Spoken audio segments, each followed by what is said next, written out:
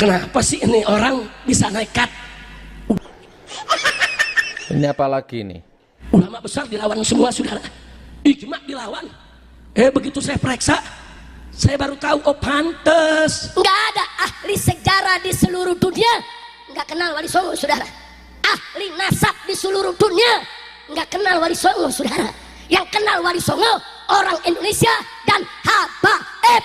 Yang gaib ini ngarang kitab, saudara. Mari kita lihat, saudara. Jadi sebelum kita negur orang, kritik orang, tuluskan dulu niat, hancurkan dulu kesombongan di hati, ademkan dulu emosi, jangan mengkritik dalam emosi, nanti yang masuk syaitan. Itu banyak orang-orang yang musuh-musuh Pak Jokowi sekarang lagi menolak proyek strategis nasional PIK 2. Lalu karena saya diem aja, tuh lihat Kiai Imad, kalau nasab Habib aja dikejar. Tapi adanya penjajah Cina katanya di Tangerang, Banten, dia diem saja. Aktivis-aktivis sudah menolak, tapi Kiai Imad diam saja. Itu tanda bahwa isu nasab ini dibayarin oleh Cina. Assalamualaikum warahmatullahi wabarakatuh. Salam sejahtera buat semuanya. Semoga semua senantiasa diberi kemudahan dalam segala urusan dunia akhirat. Kali ini saya akan mengajak Anda untuk menyimak ceramah Kiai Haji Imaduddin, ya kawan-kawan.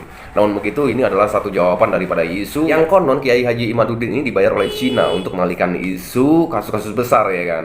Jadi tesis pembatalan nasab baru ini dianggap sebagai pengalihan isu, kawan-kawan. Kemudian dihembuskan bahwasanya Kiai Imaduddin dibayar oleh Cina, ya kan. Agar tidak gagal paham, langsung saja yuk kita simak videonya. Dari Portugis, namanya Tommy Pires itu bikin sebuah buku, namanya buku harian daripada Tommy Pires ketika datang ke Jawa. Ketika Tommy Pires dari Portugis datang ke Jawa, Tommy Pires mencatat bahwa pada tahun 1500-an di Pulau Jawa ini sudah ada kapal-kapal besar yang dibikin oleh orang-orang Jawa. Kapal Portugis yang paling besar itu namanya Anuncidia, panjangnya 70 meter, tapi kapalnya orang Jawa itu bisa mencapai 300 meter. Jadi betapa teknologi yang dimiliki oleh orang Jawa sebelum dijajah oleh Belanda itu lebih hebat daripada Eropa. Kesultanan Mataram itu sebelum dijajah Belanda sudah bisa bikin meriam dan banyak pabrik meriam. Kesultanan Banten, Sultan Tirtayasa 1600 itu sudah bisa bikin bedil. Ada pabrik bedil, ada pabrik mesiu di Kesultanan Banten sebelum dijajah oleh Belanda. Setelah dijajah oleh Belanda, kebesaran kita sebagai orang Jawa kemudian hari demi hari dikikis, kemudian diberikan sejarah-sejarah palsu bahwa orang Jawa orang primitif, orang Jawa leluhurnya tidak hebat, orang Jawa leluhurnya kampungan, sehingga satu generasi demi generasi itu tertanam di hati orang-orang Jawa bahwa orang Jawa bukan orang yang maju di masa lalu. Inilah cara penjajah untuk menghancurkan suatu bangsa dengan memberikan doktrin kepada masyarakat yang dijajah bahwa mereka keturunan orang-orang rendah. Padahal sudah terbukti orang Jawa keturunan orang-orang yang berperadaban tinggi.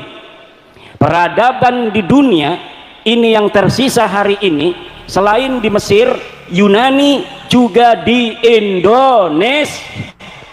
Borobudur, Roro Jonggrang, Prambanan, Gunung Padang, itu adalah sisa-sisa bahwa leluhur kita dulu adalah orang-orang yang hebat, orang-orang yang maju. Maka jangan mau diomongin bahwa kita ini keturunan orang-orang rendah, orang-orang Jawa keturunan orang-orang primitif yang tidak tahu teknologi. Itu semua adalah doktrin untuk menjajah kita orang Jawa, orang Nusantara, agar apa? Agar kita menjadi mudah untuk dikuasai bangsa selain bangsa Indonesia. Nah, Isra Mi'raj pada hari ini, kampung Kaliwungu, desa Kaliwungu ini selain ngomong masalah sholat juga ngomong masalah teknologi, karena Isra Mi'raj ini menjadi sebuah isyaratan teknologian bahwa dulu Nabi Muhammad ketika Isra Mi'raj itu kalau dipikirkan secara biasa, secara sederhana tidak mungkin orang dari Mekah menuju ke Palestina dalam waktu 1 malam. Dengan onta saja 1 bulan pergi 1 bulan pulang. Kenapa ini 1 malam? Belum Mi'raj ke langit, pulang lagi sebelum subuh. Ini adalah tantangan teknologi bagi umat Islam, bahwa umat Islam tidak boleh ketinggalan teknologi. Sebelum Nabi Muhammad itu diisrokan, dibelah dadanya. Ini adalah tantangan kedokteran, bahwa manusia itu dadanya bisa dibelah tapi dia masih bisa tetap hidup. Yang sudah dibelah banyak itu perempuan tapi nggak isro-isro. Betul apa tidak? Kadang-kadang satu ibu-ibu dibelahnya 3 kali tapi nggak isro-isro. Mi'raj mungkin Mi'raj itu artinya naik. Ya kalau Isra itu berjalan di waktu malam, tukang nyari kodok juga Isra itu lugatan. Kalau naik itu Mi'raj itu asal makna lugawinya naik. Jadi setiap yang naik-naik itu adalah Mi'raj. Orang naik kelapa itu lagi Mi'raj. Naik motor itu namanya ibu-ibu Mi'raj. Isra Mi'raj.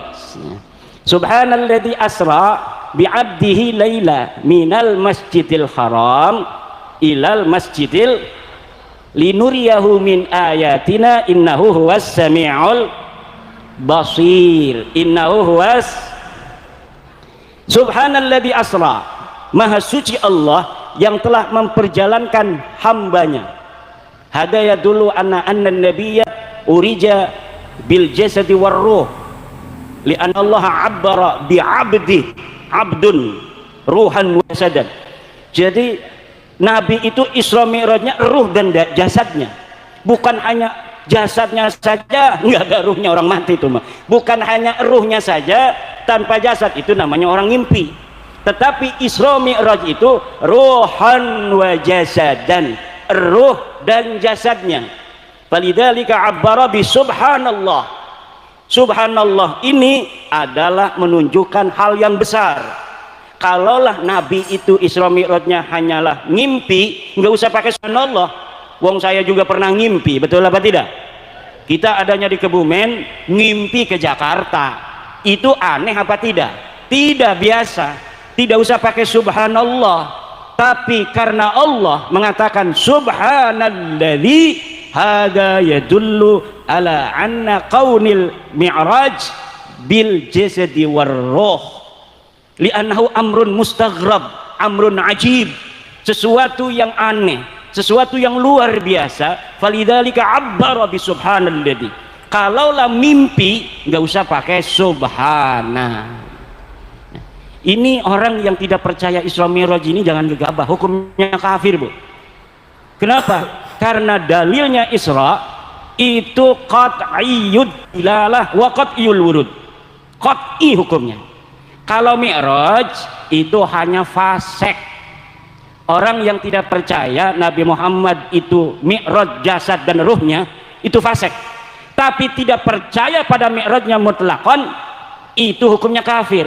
Li'annahu sabitun bil ijma', sabitun bil ijma', wa man angkara ma sabata minad dini bil ijma'i fahuwa kafir.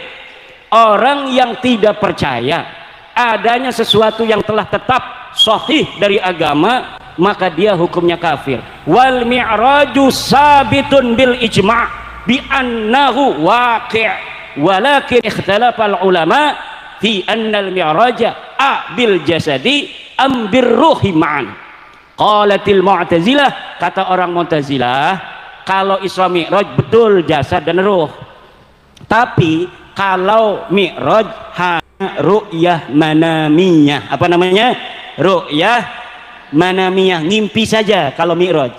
Tapi Mi'rajnya terjadi karena itu sabitun bil ijma' bil ahadisil mutawatirah. Hadis-hadisnya mutawatir. Nabi pergi ke langit pertama, nggak boleh masuk dengan Jibril. Ditanya, hei Jibril, kamu siapa? Saya Jibril. Wa man ma'aka? Siapa yang bersama kamu? Muhammad. Ursila, apakah dia sudah diangkat jadi rasul? Naam. Tafadhol. Baru masuk. Setelah di langit kedua dijaga lagi. Hei, mau kemana lo? Siapa lo mau masuk langit kedua? Ana Jibril.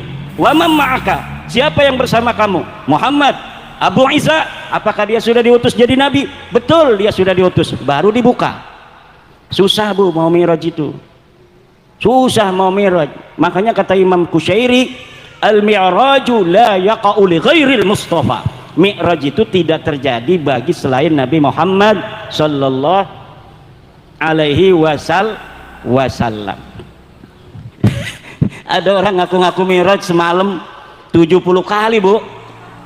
Orang ini namanya Faqih Muqaddam, dia berkata, urijabi ilas sama'i sab'ina marrah fi lailatin wahidah. Aku, kata Faqih Muqaddam, Mi'raj semalam itu 70 kali. Dan ontaku ini dia ta'rifu tara'iqas sama', dia mengenal jalan-jalan di langit seperti mengenal jalan-jalan di bumi. Masya Allah. Kata orang-orang Faqih Muqaddam itu kafir. Kata orang-orang kiai-kiai Indonesia ngomong di YouTube bahwa Faqih Muqaddam kafir karena dia mengaku bisa Mi'raj ke langit. Karena orang yang mengaku Mi'raj, menurut kitab Mbah Hashim Asy'ari, kitab Risalatul Mu'awanah, manidda'a annahu manidda'a mujalasatullah, manidda'a mujalasatullahi wal uruja ilaihi wa mukalamatahu kafir. Siapa orang yang mengaku bahwa dia mujalasatullah, dapat duduk bersama Allah, awil uruja ilaihi, atau mi'raj ke sana ke Allah, au mukalamatahu, atau dia ngobrol dengan Allah, fahuwa kafir, maka dia hukumnya kafir. Kata pembela Balawi, yang kafir mah katanya kalau 3 dilakukan semua, mujalasatullah, uruj ilaihi, mukalamatahu. Kalau 1 doang mah enggak kafir karena pakai huruf atopnya waw. Kalau huruf atop waw katanya berarti semuanya harus dilaksanakan. Dia nggak ngaji alfiyah. Di alfiyah itu al-wawu li mutlaqil jam'i, mutlaqul jam'i wa ittifaqul fi'li. Jadi yang namanya huruf atop waw, ahwa mutaqaddimun, au huwa muqarinun, au huwa mutaakhir, itu pakai hurufnya waw. Bisa lebih dahulu, jaa zaidun wa amrun, itu mutlaqul jam'i. Pokoknya datang Ki Zaid dan Ki Amr, bisa Ki Zaid dulu yang datang, bisa Ki Amr dulu yang datang, bisa bareng-bareng datang. Kata pendukung Balawi, Faqih Muqaddam tidak kafir. 653 dalam kitab-kitab yang ada di tahun itu, banyak yang dikarang oleh para ulama, tidak ada di Tarim tahun 653 Hijriah dan sebelumnya, karena wafatnya 653. Itu ada seorang yang bernama Faqih Al-Muqaddam pernah hidup di Tarim. Jadi pengakuannya itu pengakuan yang dalam ilmu hadis disebut maudhu'un. Apa? Maudhu'un, palsu. Sejarahnya palsu, ngaku turunan nabinya juga palsu. Ini apa maksudnya? Suruh minum. Masya Allah, baik sekali ini. Namanya Kang Mas Saifuddin. Sedulur dengan saya, Imaduddin Saifuddin. Tiangnya agama, pedangnya agama. Istrinya berapa dia? Masya Allah, kasihan amat. Hampir 2 nggak jadi. Ya, namanya masyarakat kan ikut Pak Camatnya. Kalau Pak Camatnya minas syuja', maka masyarakatnya minas syuja'. Kalau camatnya minal khaifin, warra'iyatu aula.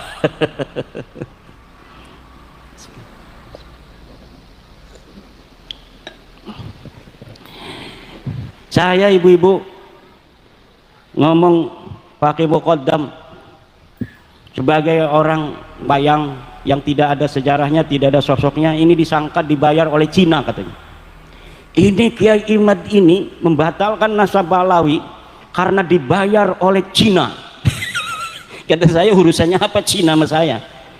Apa untungnya Cina itu sama batalnya nasab Balawi? Sekarang kan di Banten lagi ada proyeknya Pak Jokowi dulu, proyek strategis nasional, namanya PIK 2. Saya kan nggak ngomong, mau setuju, mau menerima, mau menolak, saya nggak ngomong. Itu banyak orang-orang yang musuh-musuh Pak Jokowi itu sekarang lagi menolak proyek strategis nasional PIK 2. Lalu karena saya diem aja, tuh lihat Kiai Imad, kalau nasab Habib aja dikejar. Tapi adanya penjajah Cina katanya di Tangerang, Banten, dia diam saja. Aktivis-aktivis sudah menolak, tapi Kiai Imad diam saja. Itu tanda bahwa isu nasab ini dibayarin oleh Cina PIK 2 katanya. Bos, itu PIK 2 itu proyeknya Baklawi bos. Aguan itu orang Cina, tapi yang ngejalanin proyeknya itu Baklawi, namanya Mu'annas Al-Aidid. Dia Baklawi, dia Kabib. Kalau saya ngelihat Baklawinya saya langsung nolak. Tapi orang nolak, orang menerima itu harus tahu apa yang ditolak, harus tahu apa yang diterima. Jangan kita nggak ngerti apa-apa kita menerima, jangan kita nggak tahu apa-apa kita menolak.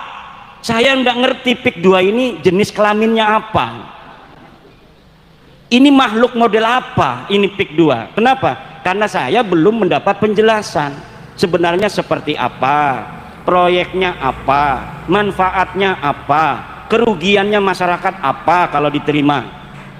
Nah, kalau sudah ada ilmu koma bi an ilmu bi PIK wa PSN, baru kita boleh mengatakan menerima, boleh mengatakan menolak. Karena saya komisi fatwa, ketua komisi fatwa Majelis Ulama Indonesia Provinsi Banten, kemarin saya di SMS, Kiai hari Minggu tolong survei di PIK. Ini dari perintah MUI Banten. Nanti komisi fatwa yang menentukan secara maqasidus syariah apakah diterima ataukah tidak. Kata saya, buat apa kalau kita terjun ke lapangan tapi tidak tahu master plan-nya apa. Saya mohon dikirimkan dari PIK gimana, dari bapedanya gimana, dan alhamdulillah sudah dikirimkan baru kemarin di mobil. Saya baca, tinggal saya terjun ke lapangan, baru setelah kita tasawur. Nah, kita menentukan hukum itu harus tasawur. Al hukmu bisyai'i far'un an tasawurihi. Menghukumi sesuatu adalah cabang dari tasawurnya. Kalau kita menghukumi sesuatu, menerima atau menolak tanpa tahu tasawurnya, maka itu orang gendeng.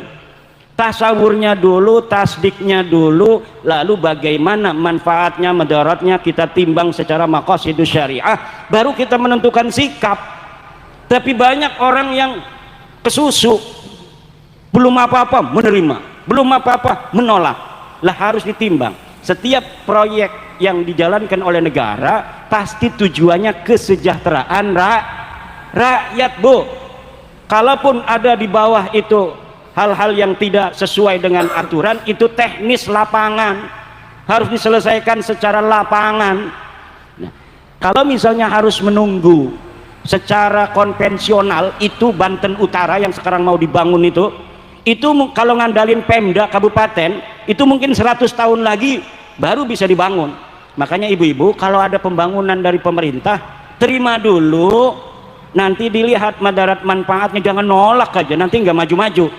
Pak Camat mau bikin jalan, nih apa nih tujuan Pak Camat, kita tolak karena mungkin Pak Camat ini mau nyari untung. Jangan begitu, maslahatnya buat rakyat, maslahatnya buat masyarakat.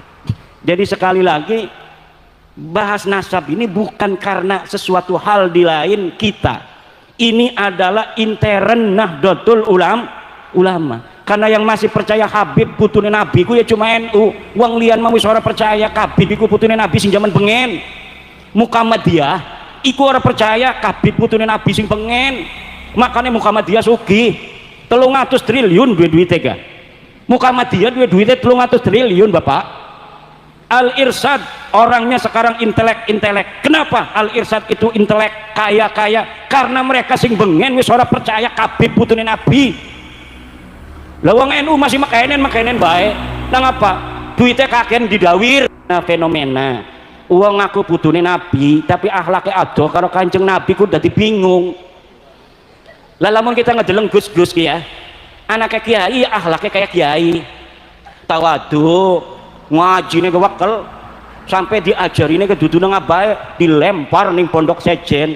Supaya apa dilempar ning pondok sejen? Supaya ngerasani premen dadi santri, mangan asal anak, turu asal turu, ngising asal ngising. Iku santri. Lah anak kiai didokoni pondok sejen iku supaya ngerasani ari ilmu mah kiai negake ilmune. Tetapi dudu hanya ilmu, adoh saring wong tua niku membentuk karakter, adoh karo wong tua membentuk kemandirian. Weruh artine anane wong tua iku berharga lamun anak kita wis mondok, Bu. Kalau anak kita dipondokin, dia akan merasa bahwa orang tua itu penting. Ikang saya putin bolak-balik melulu, rabi masih ci remen, Mbak. Hampir 2 aja rabi nih kini ngarep ki. Iya rabi nih ya. Endi rabi nih Kang Saiputin? Hati-hati, dua laki ganteng makenen ki. Aja dilepas mekonon bae. Kalau mau narap nih Banten maning kudu dibaturi. Bukan kecantolong Banten. Kayak kita ki didampingi bae nang rabi karena weruh wong kebumen ayayu. Bukan kecantolong kebumen ngaku nih kundi rabi kita nih kantika.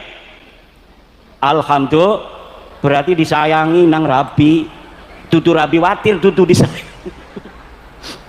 Ligane mewatir, tutu sayang. Ibu bapak hadirin ma'asyiral muslimin rahimakumullah. Karena orang NU ini percaya dengan adanya keturunan Nabi, bahwa turunan Nabi ila yaumil qiyamah ada. Turunan Nabi walaupun dari jalur Siti Fatimah perempuan, bagi kita Nahdlatul Ulama itu tetap dianggap keturunan Nabi. Sampai kiamat nanti Imam Mahdi akan muncul dari keturunan Siti Fatimah radhiyallahu anha. Engkau bu kiamatku anak perang besar. Wong Banten, wong Kebumen jadi siji di bawah bendera Imam Mahdi. Siapa namanya? Imam Mahdi. Iki putune Kanjeng Nabi. Arane Muhammad. Abahe Abdullah, lahir ning akhir zaman, perang ngelawan orang-orang kafir di bawah bendera la ilaha illallah Muhammadur Rasulullah. Iki yang akan menjadi panglimanya adalah cucu Nabi asli pakai sod. Makanya kalau sekarang ini Bu, kita biarkan orang-orang yang bukan turunan Nabi ngaku-ngaku putune Nabi, iki bahaya. Karena engkone anak uang ngaku-ngaku Imam Mahdi palsu, ngaku Imam Mahdi padahal dudu Imam Mahdi. Darane ngajak ning surga, ligane ngajak ning neraka. Bahaya. Maka wajib yang bagi likulli ahadin ayyakuna lahu ghiratun fi hadan nasabi syarifi hatta la yantasiba ilai ahadun illa bihaqqin. Qalahu Ibnu Hajar Al-Haytami. Wajib yang bagi bima'nal wujub, wajib bagi siapa saja untuk mempunyai kecemburuan akan nasabnya baginda Nabi, sehingga tidak ada yang berani ngaku-ngaku putune Nabi illa bihaqqin, kecuali dengan hak. Apa maksud illa bihaqqin? Pertama, harus bisa dibuktikan secara ilmu nasab. Coba dek ngaku aran-arane putune Nabi ku sapa-sapa. Oh je pulan bin pulan bin pulan bin pulan, analakan yang kitabe. Wah iki kabib wis tak teliti Bu, lakan yang kitab-kitabe ngaku putune Nabi ning Indonesia. Dheweke teka 100 tahun sing wingi ngaku ning Indonesia teka iku putune Kanjeng Nabi. Wong Indonesia ngormati.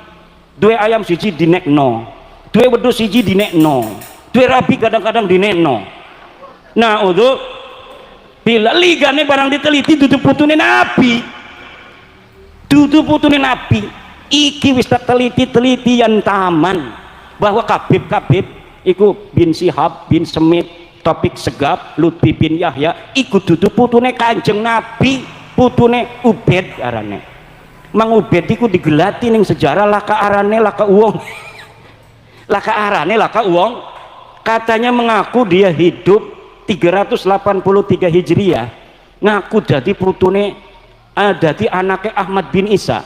Ahmad bin Isa iki putune Kanjeng Nabi asli. Ana ning kitab kitab Tahdhibul Ansab nulis anake Isa bin Muhammad arane iku apa Ahmad bin Isa, iki putune Nabi asli.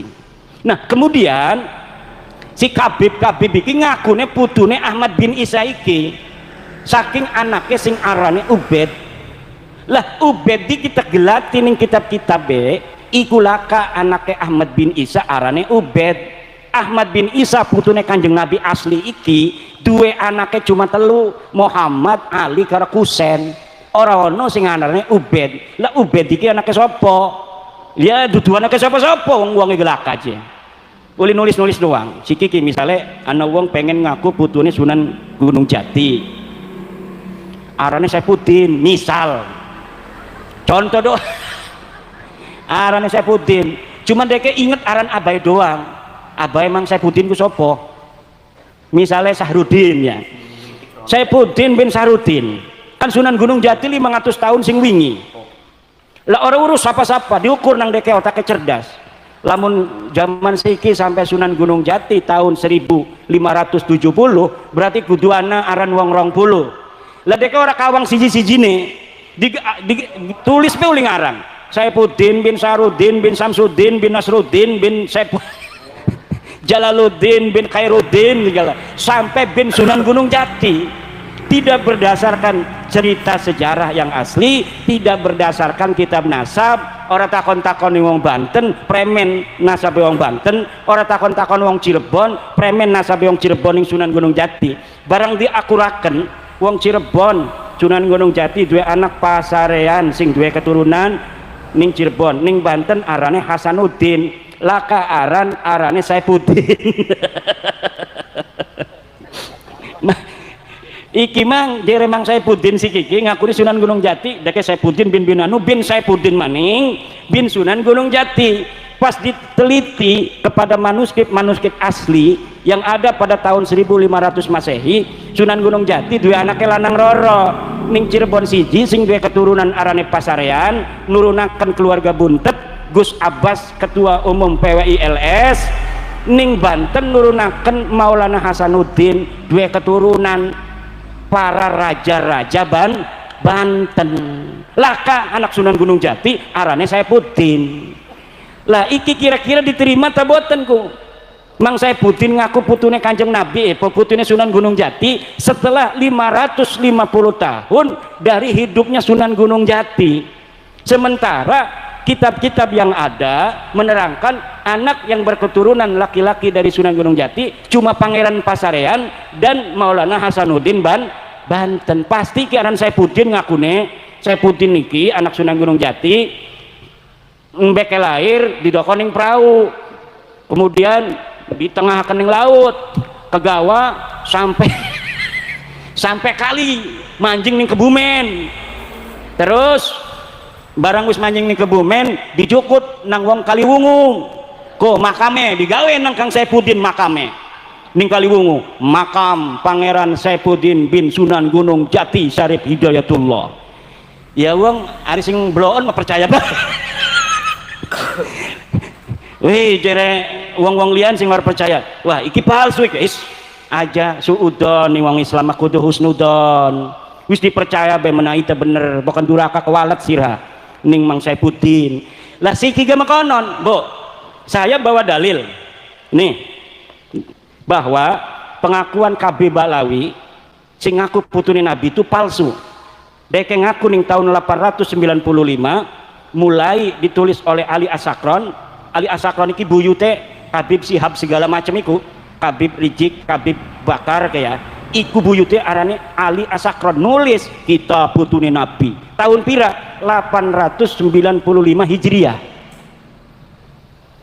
Tahun 895 Hijriah merenekakan kuis pirang tahun 500 tahun Bu wis ngakune. Bener ora pengakuan tahun 895 ki? Bener ngakune ku. Kitabnya sampai sekarang bisa dibaca. Kitab Al-Burqatul Musyiqah karangan Ali Asakron. Nah, sebelumnya ini di tahun-tahun 895 iki akeh kitab nasab sing wis ditulis. Anak putune Nabi ku kitabnya wis ditulis sing abad keloro Hijriah. Abnaul Imam fi Misra Wassam abad keloro Hijriah. Ditulis Ibrahim Toba tahun 199 Hijriah. Nasabu Quraisy abad keempat, Siri Silsilatil Alawiyah abad keempat, Tahdibul Ansab abad kelima, Muntaqilatut Talibiyah abad kelima, Al-Majdi abad kelima, Sajarah Mubarakah abad ke-6, Al-Asili abad ke-7, Al-Fahri abad ke-7, As-Sabatul Musal abad ke-8, Umdatut Talib As-Sugra, Umdatut Talib Al-Kubra abad ke-9. Dari mulai abad ke-9 sampai abad ke-3 ke-4 itu tidak ada Ahmad bin Isa ditulis punya anak namanya Ubed. Makanya mereka tidak bisa jawab sampai sekarang karena saya punya kitabnya. Kitabnya akeh, deke orang dua kitab. Ngadu-ngadune kula diadu karo Senawawi. Senawawi telah berkata di dalam kitabnya. Senawawiku anaknya Kiai Umar. Kiai Umar iku wong tenara karo kresek iku parak bu tetangga ngajine ning ponakan buyut kula arane Kiai Ayib. Kiai Umar ngaji ning Kiai Ayib, Syekh Nawawi digawa-gawa sing cilik melik pinter luwi. Kiai Ayib ngajine Bidayatul Hidayah, nyeluke Bidayatul Hidayah dimarahin nang Syekh Nawawi masih cilik wis ngaji amil. Jere Syekh Nawawi ning Kiai Umar, "Bah, gurune abahku goblok je." Nengapa tatong diarani goblok iku Kiai Ayib? Karena deke maca Bidayatul Hidayah. Harus sebah dibacanya Bidayatil Hidayah karena anak huruf jerbe. Karena mereka ngaji amil an-naul awwalu hurufun tajurrul isma faqat wa hiya al-ba'u wa min wa ilaka. Al-ba'u iki huruf jer. Setiap kalimat kependak B wajib dibaca jer. Bil madrasati orang uli dibaca bil madrasah tuh ikut diajari nang abae. Senawawi diajari nang abae mekonon lagi ngaji amil barang gurune abae maca Bidayatul Hidayah disalahna. Ngakunya orang bisa aja gurune abahku. Laporan Kiai Umar ning Kiai Ayib, Kiai Ayib kong kresek jere Kiai Umar, Yai Nawawi kijeng nyalahkan Yai, nyalahkan premen, ngakuni Yai ku salah macane Bidayatul Hidayah, kudune Bidayatil Hidayah. Jere Kiai Ayib iki bakal pinter luwih ki anak kira-ki. Pondokaken masih cilik ga, dipondokaken ning Kiai Sahal. Ki Sahal iku anane ning Lopang Serang. Ki Sahal iki misanan malih kelawan Kiai Ayib. Iki Kiai Sahal punya murid Syekh Nawawi sekaligus ponakannya. Karena adiknya Kiai Sahal itu namanya Zubaidah adalah ibu daripada Syekh Nawawi Tanara Al-Bantani. Akhirnya apa? Mondok 5 tahun ning Serang langsung pengen ngaji ning Mekah. Pinter luwih Syekh Nawawi. Umure mbeke 15 tahun lebih iku wis pengen ning Mekah. Syekh Nawawi Tanara. Wong Kebumen mondok ning Ploso baik rasane adoh. Mondok ning Ploso adoh je mondok ning Ploso. Lah wong-wong bengen mah mondok ning Mekah, Bu. Pada ning Mekah tahun 1945 sejak merdeka ku uang Banten wis ora pada mondok ning Mekah. Lemaune mah pada ning Mekah. Sing barang tahun 1634 uang kresek iku mondok ning Mekah. Buyut kula 1634 iku saneng ning Mekah. Kita be masih ana ning Perpusnas. Arane Al-Mawahib Ar-Rabbaniyah lil As'ila Al-Jawiyah. Iku ditulis oleh buyut kula. Tapi duduk karangan dewe, kitabnya karangan Ibnu Allan. Ibnu Allan mufti Mekah tahun 1634. Uangnya orang berduit, tetapi jadi kaya raya. Kenapa? Karena sing mondok putune raja, putune sultan. Ngamplope dudu ngamplop duit. Apa ngamplope? Ngamplope berlian. Kenapa? Karena Banten zaman bengen niku kaya raya, Bu. Orang kayak Siki provinsi Banten jadi termiskin se-Indonesia. Bengene itu terkaya se-Indonesia. Coba lihat di Inggris, puisi-puisi Inggris tahun 1500-1600 itu selalu berbicara tentang negeri emas di Nusantara, apa namanya? Banten. Tetapi sekarang coba termiskin di Indonesia, di antaranya anak Banten nih kono ikut. Allah. Ibnu Allan mondok, sing mondok itu Sultan Abul Ma'ali Ahmad karo buyut kula Arya Wangsakara. Mondok ning Mekah 4 tahun. Entas mondok ning Mekah balik. Ya balik entas mondok ning Mekah ngegawa kitab, ngegawa bendera Nabi Ibrahim. Kemudian apa araniku maning kitab tasawuf Insan Kamil dan lain sebagainya. Zaman bengen wong Banten tahun 1634 wis ngaji kitab Insan Kamil karya Al-Jaili. Iku tasawuf falsafi. Makanya akeh sing rada halu-halu pengen jadi wali melulu. Karena ngajine wis kitab tasawuf jaman bengen iku. Pengen jadi wali, pengen tapa. Raja-raja Banten lamun masih ngisi tiap dina iku ora dianggap nang apa. Ke qadaul hajatnya itu 15 hari sekali. Kenapa? Karena jarang makan. Barang anak putu ini pada lemu kabeh. Buyut-buyutnya bengen dadi raja iku diperhatikaken karena anak telik sandi sing tukang merhatikaken iki anak-anak raja. Siapa sing tukang ning kamar mandi? Lamun sing tukang ning kamar mandi berarti tukang mangan, tukang minum. Nah, iku Sultan Maulana Hasanuddin 15 hari sekali masuk kamar mandi nih. Masya Allah. Maulana Yusuf masih mengkonon, Maulana Muhammad Nasruddin masih mengkonon, masih nom mati tapi dia kema perang mati ning Palembang. Dua anak Sultan Maulana Abul Mapahir masih mengkonon. Dua anak Sultan Abul Ma'ali Ahmad masih mengkonon. Dua anak Sultan Tirtayasa masih mengkonon. Guru Sultan Tirtayasa wonge guru masih ana lukisanane ning Inggris. Setelah dikuasai Belanda, entah Sultan Tirtayasa embeke pada biasa kena penyakit. Pada pengen ake mangan, embeke pada lemu-lemu potone. Dideleng nang kula foto duta besar Banten gena Inggris wis lemu wonge. Wah, iki wis ake mangan. Itu sedurunge kuru-kuru tukang tapak. Alhamdulillah. Banten karo Mataram iku sedulur. Saking duhure pada tapi saingan barengan. Iku Sultan Agung dua pabrik meriam. Sultan Agung dua pabrik meriam ngelawan Belanda.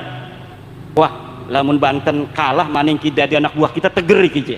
Jadi Banten pengen dikuasai Belanda kalah, tinggal Banten di sedurung kalah. Jadi siapkan meriam. Jadi Sultan Mataram, Sultan Agung. Siapkan meriam. Latihan ngadepin Surabaya. Dua, pemacur sing dilatih-latih. Coba jajal ning kulon, ning arah Banten. Barang ning arah Banten di tokone. Cepluk, lah kasih ngejepluk. Iki keramat jinjiban bengen ku. Jadi asal diarahaken be latihannya ku ning arah Banten. Iku orang muni, orang meledak, jebluk. Iki masih ana ning buku historia sejarawan. Coba deleng ning apa arane internet. Mataram serang Banten, meriamnya nggak ngejebluk-jebluk. Itu masih ada sampai sekarang. Yang nyatet siapa? Apakah orang Banten? Enggak, orang Banten nggak tahu apa yang terjadi di Mataram. Zaman bengen lah ke medsos. Jadi ku wong Mataram dewek sing nulis. Asal Arab nyerang Banten, iku meriam latihan iku lah kasih ngejebluk. Bahkan coba penasaran jadi Sultan Jogja ku. Coba sebalen maning ngejebluk orang merana, ngejeblukin ning jero meriame. Buledak. Jadi meriamnya milu hancur. Bengi-bengi nih Sultan Mataram ngimpi pada bisulan. Barang ngimpi bisulan isuk-isuk masih gatel. Gatel. Iki gara-gara penasehat kon nyerang Banten iki. Wis ora uli nang abae. Abae Sultan Agung deke iku anaknya Sultan Agung arane Amangkuran. Wis ora uli nang abah kepengen aja gawat-gawat sira. Macem-macem wani nyerang Banten. Wis diantepakan be Banten memekonon ku bae itu. Barang anaknya mus kalah Belanda ku, Banten gak kudu kalah ya. Akhirnya pada ngimpi ora bagus sampai ngimpi bisulan barang dikerowek tangi-tangi masih gatel. Lah iki persahabatan zaman bengen antara Banten karo Mataram. Sampai sekarang kudu sedulur bae wong sedulur ya kudu sedulur. Aja kadang-kadang hawak. Wih, lamun kabeh mah teger dikuasai ya. Aja macam-macam iku. Ibu bapak hadirin ma'asyiral muslimin rahimakumullah. Dalam maning jam rolas kulane ayun wenten acara male adoh ning daerah Jawa Barat ning gunung dados perjalanannya itu 8 jam yai. Jadi nanti nggak mampir lagi yai ke Jetis habis ceramah ini karena tadi udah makan dulu akan langsung menuju ke Jawa Barat ning gunung supaya kita sebagai warga NU iki pada paham kabeh bahwa Habib iki ditutupi Nabi. Lamun wis paham, kita ora bisa ditipu. Kadang duit 200.000 teka Habib. Yai minta uang buat haul. Rabi mah nginte be marah-marah, awas dinekakan tabok ya, awas dinekakan tabok. Ligane kiai mah karena hatine alus dinekakan bae wis Rabi marah-marah, setan doang Rabi ki ora demen ning putune Rasul ya. Siki mah menanya ora bisa maning dikononakenku. Wah anak kiai dijaluki 40 juta iku ning Purbalingga ning Banyumas. Dijaluki 40 juta dinekno. Bareng teka maning wis ana kajian kula bahwa Habib dudu putune Nabi ngejaluk 40 juta maning dheweke pura-pura edan. Kiai nek Kiai Imad pahlawanku, Kiai Imad pahlawanku. Dadine liki sapa Habib kabur stres di wong iki ya. Ya iku daripada 40 juta hilang. Lebih baik kedeleng stres. Makanya ibu-ibu dan bapak-bapak insya Allah kajian ilmiah iki senajan sebenarnya iki kajian ilmiah orang perlu anak pengawalan daripada laskar-laskar, karena kajian ilmiah itu kalau sudah jadi kajian ilmiah sebenarnya ya sudah, tetapi ini ada aksiologis kaitan kemanfaatan dengan masyarakat, di mana sebuah kajian memiliki relasi kepentingan masyarakat, di mana sebuah pengakuan cucu Nabi ini berkaitan dengan hal-hal spiritual. Orang kalau sudah ada orang ngaku cucunya Nabi, maka orang yang merasa umatnya Nabi Muhammad akan terdorong untuk mengabdi, terdorong untuk menghormati, mentakzimi. Nah, dari pengakuan ini oleh sebagian orang dimanfaatkan untuk memeras, untuk membohongi, untuk mengeksplorasi, untuk menguasai dan lain sebagainya. Sejarah dipalsukakan meneng bae lah kasing wani. Wis weruning desane iku laka Mbah bin Yahya. Tiba-tiba ana sing ngomong iki ning kene ana makame bin Yahya. Lah kasing wani kiai ini gawut dining putune Kanjeng Nabi. Kawin karo sapa mrene iku digawa sapa. Lamun laka sejarah mekonon wis iku berarti makam palsu. Apa tujuanane? Tujuannya deke supaya diaku nang wong kono. Engkone wong konone ngerasa oh iki ki bengen sing mendirikan kampung kita. Karena ku diucapaken ning konone Umar bin Yahya wafat tahun 1500. Sedang siki wis 2025 ratusan tahun wis. Wah, aja-aja sing ora-ora makan bener iki. Bengene berarti sing ngedirikan kampung kita ki Habib je. Arane Umar bin Yahya kumbuk dine makamnya nang kono.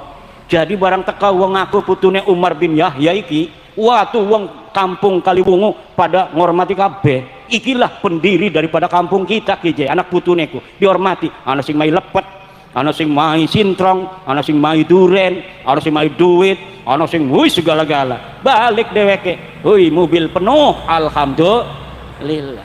Ku supaya makanan ku bu nipu-nipune ku. Sedang wong Jawa iki diajarine tata krama, terima kasih ning wong sing wis pernah berjasa. Man lam yaskurin nas lam yaskurillah. Orang yang tidak bersyukur kepada manusia, dia tidak bersyukur kepada Allah.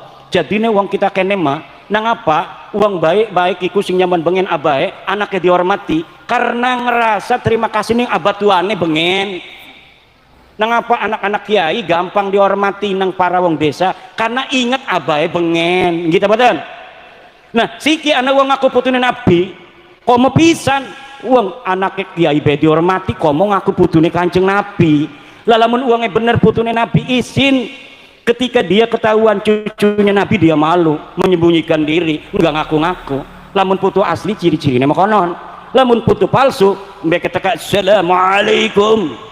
Ana Ali bin Husain bin Yahya. Ana min dzurriyyati Rasul. Ana min ahli bait. Ana mau haul. Ana akan ngundang para ulama habaib. Biasanya habisnya 40 sapi, 500 kambing. Udah, kiai sapi aja 2, kiai sapi aja 2. Kalau kiainya model saya nggak punya duit aman. Tapi kalau kiainya model kiai Wahib yang banyak duitnya, waduh, sapi minimal mintanya 2, 1 dikasih itu. Gitu betul. Kalau datang ke saya yang nggak punya duit ya susah. Tapi kalau kiainya yang punya duit, mahabbah kepada nabinya tinggi, gampang dibohongi, gampang tipu. Bapak Camat pengen naik jadi bupati. Insya Allah tidak pakai partai lagi, nanti akan jadi bupati. Kata Pak Camat, goblok loh, orang jadi bupati harus punya partai. Katanya nggak usah, nanti akan jadi bupati sendiri, paling jadi PJ itu. Tapi ada maharnya Pak Camat. Maharnya itu cukuplah kalia, karena bupati paling kalia.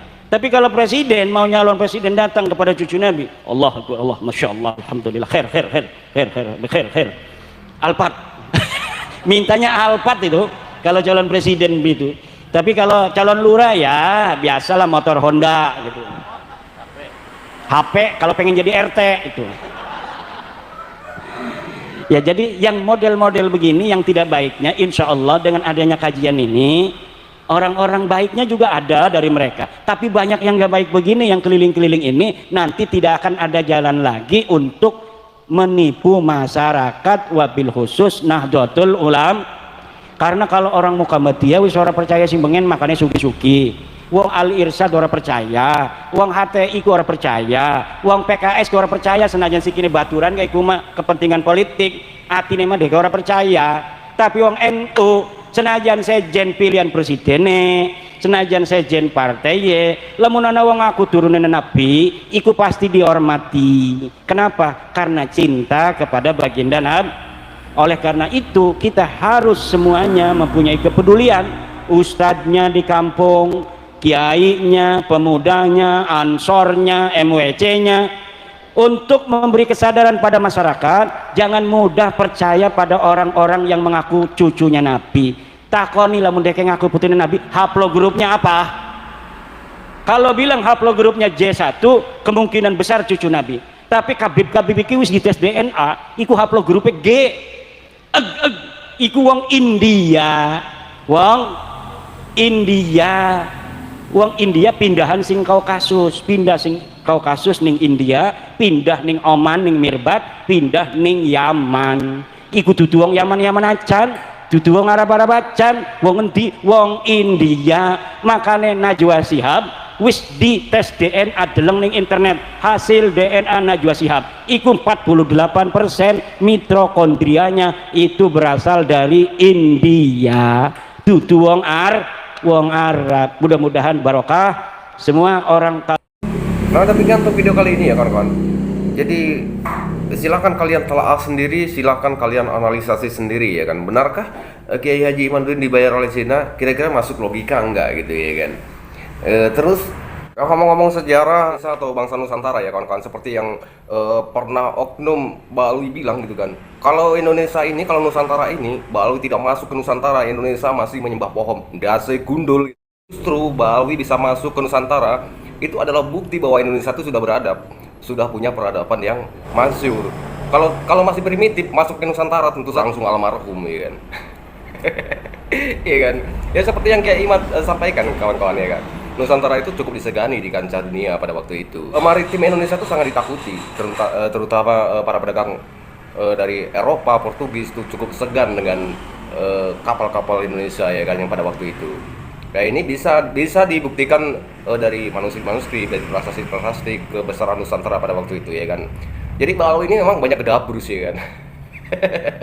Jadi kalau ngomong seperti itu lah ya kawan-kawan. Terus bagaimana sejarah yang disampaikan Ba'alwi, yang dikarang sendiri, diakui sendiri, diabstrakkan sendiri ya kan. Kemudian tentang sejarah Ba'alwi ini masuk akal atau tidak gitu kan, yang bersangkutan dengan nasab mereka ya. Kan kalian simpulkan sendiri, kemudian berikan komen Anda di kolom komentar ya. Terima kasih sudah menonton. Assalamualaikum warahmatullahi wabarakatuh.